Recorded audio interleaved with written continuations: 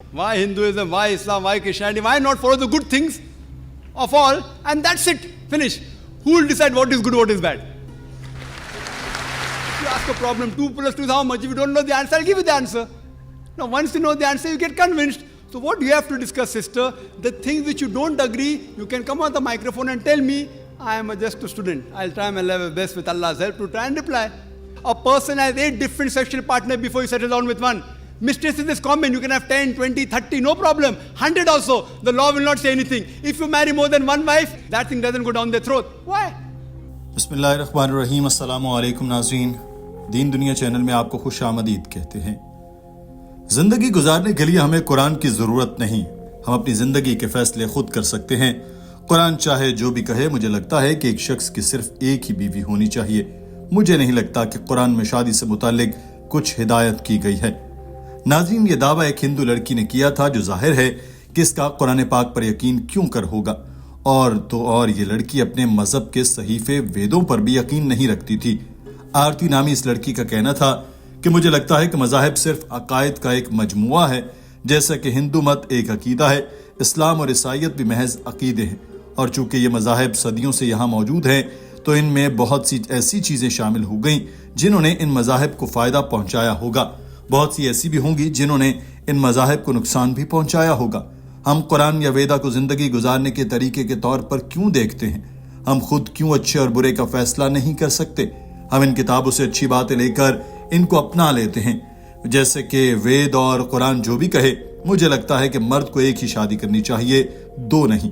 और हम यहाँ इस लेक्चर में आए ही क्यों हैं, और ये क्यों हम डिस्कस कर रहे हैं कि 2 मज़ाहिब में क्या चीज़ कॉमन है और क्या नहीं, क्यों हम इन दोनों मज़ाहिब की अच्छाइयों को अपना नहीं लेते। My question is, why do we have to stick on to few religious books like the Quran or the Vedas to follow a life of our own? Why can't we just take the rights, the positives and the negatives and leave the negatives alone, and take the positives of the Quran and take the positives of the Vedas alone and lead a life of good?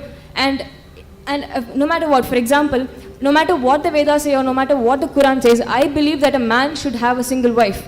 And I would definitely not agree upon the fact that the Vedas contain something like that or the Quran contains something like that. It is up to my conscience to leave off the negatives of however great a religious book might be and take the positives of the book alone. And why are we here to even discuss about why are we here to even discuss about the differences and similarities between the two great religions? Why can't we just take the positives of both religions and just lead a life of our own? That's my question. नाज़रीन, इस लड़की ने तो अपना सवाल कर लिया, मगर इसको अंदाजा नहीं था कि इसने जो एतराज़ात इस्लाम पर उठाए, इनमें हकीकत भी है या नहीं।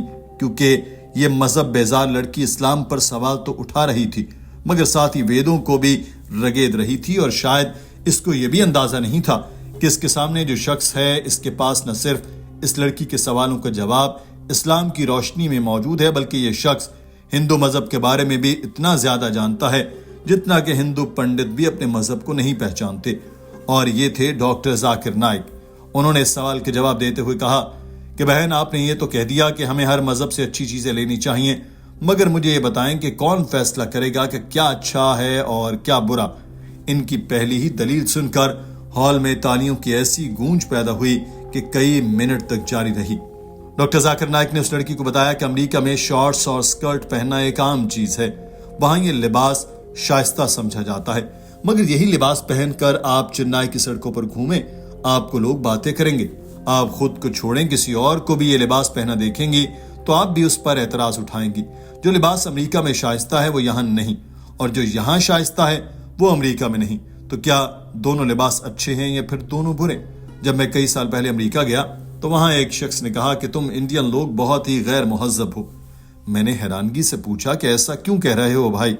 तो उसने जवाब दिया कि तुम्हारी औरतें जब साड़ी पहनती हैं तो अपना नंगा पेट दिखाती हैं। अमेरिका के लिए पेट दिखाना गैर मुहज्जब है। अगर आप किसी अरब मुल्क में जाएं तो वहां औरत को बिला वजह देखना ही गैर मुहज्जब है। यहाँ पर आप किसी को जैसे मर्जी देखें, जब तक छुएंगे नहीं, आप गैर मुहज्जब या गैर शाइस्ता नहीं कहलाए जाएंगे। मगरबी ममालिक में एक कॉमन चीज है कि आप औरतों के साथ हाथ मिलाएं या वहां शाइस्तगी समझी जाती है। कुछ मगरबी ममालिक में औरत को गाल पर बोसा देना भी गैर शाइस्ता नहीं समझा जाता। कुछ मगरबी ममालिक में मर्द और औरत जो चाहें करते रहें, जब तक वो दोनों अपनी मर्जी से कुछ भी करें, उसको गैर मुहज्जब नहीं कहा जाता। تو مجھے بتائیں کہ کون فیصلہ کرے گا کہ کیا غیر مہذب ہے اور کیا نہیں. ذاکر نائک صاحب کے دلائل سن کر جہاں ہال میں کہکہوں کی گونج تھی تو وہیں تالیاں بھی خوب بج رہی تھی. In the Western countries, it is common that you shake hands. So shaking hand between a lady and a man is modesty. As long as you shake hand and don't touch any other part of the body, in some Western countries it is modest. In other Western countries, kissing a woman on the lips and the cheek is modest. In some Western countries, you can do what you want, the male and the female. As long as you do willingly, it is modest. Who will decide? Who will decide?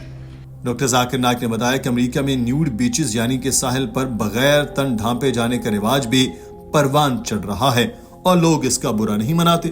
وہاں پر ایک اور trend چل رہا ہے جس میں nude cruise یعنی کہ جہاز کی سواری کے دوران بغیر کپڑوں کے رہنا معیوب نہیں سمجھا جاتا. ان کے لیے یہ غیر شائستہ نہیں ہے. تو یہ فیصلہ کرنے کے لیے کیا اچھا ہے اور کیا برا ہمیں مذہب کو دیکھنا پڑتا ہے اور ہمارے خدا کے سوا کون یہ بتا سکتا ہے کہ اچھائی اور برائی میں یہ فرق ہے. اور جہاں تک آپ کی یہ بات ہے کہ ہر صحیفے سے ہم اچھی باتیں لیں تو میں اس سے اتفاق کرتا ہوں. میں نے بھی ویدوں سے اچھی باتیں لی ہیں اور ان کو یہاں بیان کر رہا ہوں. مگر مسئلہ یہ ہے کہ جو اچھا ہے اس کو آپ اچھا نہیں سمجھتی. میں آپ کو چیلنج کرتا ہوں کہ مجھے آپ اسلام میں کوئی ایک ایسی بات بتا دیں جو انسانیت کے خلاف ہو. آرتی کے پاس ان تمام سوالوں کا کوئی جواب نہیں تھا اور ہال میں بیٹھے صف افراد کے ہاتھ تالیاں بجاتے بجاتے رک نہیں رہے تھے. If you say that select the best, I'm with you. I agree with you, sister. Select the best of all the religions. So that's what I've done. I've selected the best from the Vedas.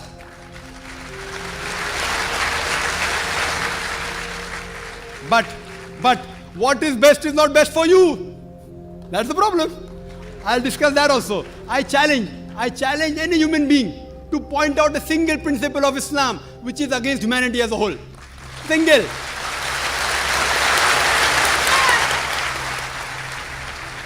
Doctor Zakir Naik نے کہا کہ اسلام کے کچھ اصول ایسے ہیں جن کو انسان سمجھ سکتا ہے وہ غلط ہیں کیونکہ وہ اس کی افادیت نہیں جانتے. مثال کے طور پر جیسے یہ بہن کہتی ہے کہ ایک سے زیادہ بیویاں نہیں ہونی چاہیے. مثال کے طور پر اگر آپ پوچھیں کہ 2 + 2 کتنا ہوا اور آپ کو جواب نہیں معلوم تو میں آپ کو جواب دوں گا. مگر ایک بار جب آپ جواب جان لیں تو آپ قائل ہو جائیں گے. وید، قرآن پاک اور بائبل تینوں میں لکھا ہے کہ آپ ایک سے زیادہ شادیاں کر سکتے ہیں.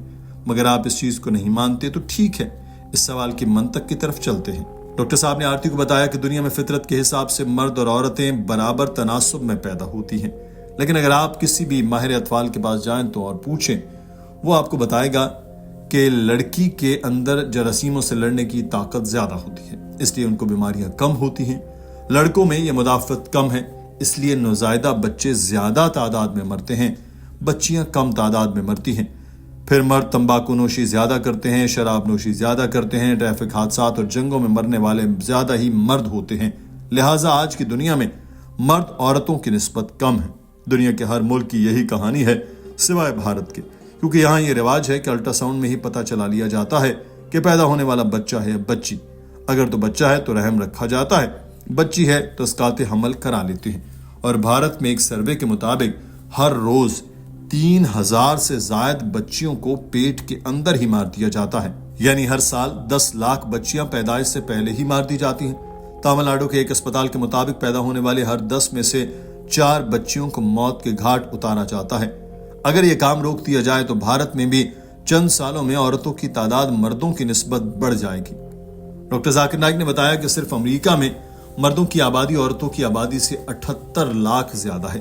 جرمنی میں مردوں کی نسبت 40 لاکھ عورتیں زیادہ ہیں. روس میں 90 لاکھ اور خدا جانتا ہے کہ دنیا بھر میں عورتوں کی تعداد مردوں کی نسبت کتنی زیادہ ہوگی. اب فرض کریں کہ ایک مرد ایک ہی شادی کر رہا ہے اور میری بہن یا آپ کی بہن امریکہ میں رہتی ہے اور وہ ان 78 لاکھ خواتین میں شامل ہے جو مردوں کی نسبت زائد تعداد میں ہیں اور ہر مرد ایک ہی شادی کر رہا ہے. پھر ان 78 لاکھ خواتین کے پاس 2 ہی آپشن بچیں گے. ایک تو یہ کہ وہ شادی شدہ مردوں سے شادی کر لیں یا پھر پبلک پراپرٹی بن جائیں. اعداد و شمار ہمیں بتاتے ہیں کہ امریکہ میں ایک شخص کی شادی سے پہلے 7 سے 8 جنسی ساتھی ہوتے ہیں، کسی کے 10-20 بھی ہو سکتے ہیں. اب امریکی معاشرے میں شادی ایک ہی کی جاتی ہے مگر گرل فرینڈ چاہے جتنی مرضی رکھ لیں اس کو برا نہیں سمجھا جاتا. مگر جہاں دوسری شادی کی بات آ جائے وہاں ان کے حلق سے یہ بات نہیں اترتی. In America, On average, the statistics tell us a person has 8 different sexual partners before you settle down with one. Mistresses is common. You can have 10, 20, 30, no problem. 100 also. The law will not say anything. If you marry more than one wife, that thing doesn't go down their throat. Why? Doctor Zakir Naik نے کہا کہ اگر کوئی کسی کی girl friend ہو تو اس کو حقوق نہیں ملتے، مگر شادی کر لی جائے تو اس عورت کو عزت، احترام، جائیداد، پیسہ سب کچھ ملتا ہے. تو کیوں عورتیں بھی دوسری شادی کے خلاف ہیں؟ یہ ایک فیکٹ ہے کہ کوئی عورت سوکھن کو برداشت نہیں کرتی، مگر ایک مومنہ یہی سوچے گی کہ دنیا میں جہاں کروڑوں کی تعداد میں خواتین کی تعداد مردوں سے زائد ہے تو کیوں نہ میں اپنی مسلمان بہن کی عزت بچانے کے لیے اس کو اپنے شوہر کے ساتھ شادی کی اجازت دوں. ایک عورت کو پبلک پراپرٹی بننے سے بچانے کے لیے اسلام نے یہ ہدایت دی ہے. امید ہے آپ کا ایک سے زیادہ شادی والا اعتراض ختم ہو گیا ہوگا اور اسلام پر جتنے بھی سوالات آپ نے اٹھائے تھے ان کے جواب بھی مل چکے ہوں گے. ڈاکٹر صاحب کی اس بات کا آرتی کے پاس کوئی جواب نہیں تھا اور وہ چپ چاپ کھڑی ان کو نشست کی طرف جاتا دیکھتی رہی. ناظرین، آج کی ویڈیو کے بارے میں آپ کی رائے کیا ہے؟ کمنٹ سیکشن میں ضرور آگاہ کیجیے. اپنا خیال رکھیے. اللہ حافظ.